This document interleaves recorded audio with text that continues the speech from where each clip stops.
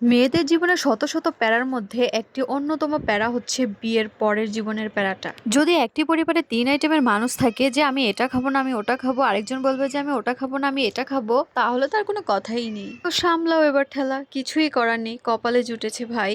রাতের খাবারের আইটেমের মধ্যে ছিল ইলিশ মাছ। ঘরের ৫ সদস্যের মধ্যে কেউ এসে বলছে যে ইলিশ মাছ ভাজা খাবে, কেউ আবার বলছে যে কষানো খাবে, কেউ আবার এসে বলছে যে ল্যাজ ভর্তা খাবে। এখানে একটা মাছ দিয়ে ৩ আইটেমের রান্না, ব্যাপারটা কি বুঝতে পেরেছেন? কত একটা প্যারা।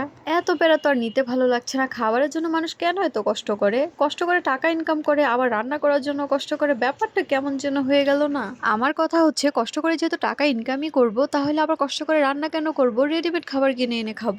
যাই হোক, কি আর করার, ঘাড়ে এসে চেপে পড়লে তো আর সেটা সরিয়ে দেওয়া যায় না, তাই না? তো আজকে এই একটা মাছ দিয়ে সবার আবদারি রাখার চেষ্টা করছি। তো এখানে আমি মাত্র ২ পিস মাছ এটা হচ্ছে কষাচ্ছি, আর বাকিগুলো আমি ভেজে নিচ্ছি।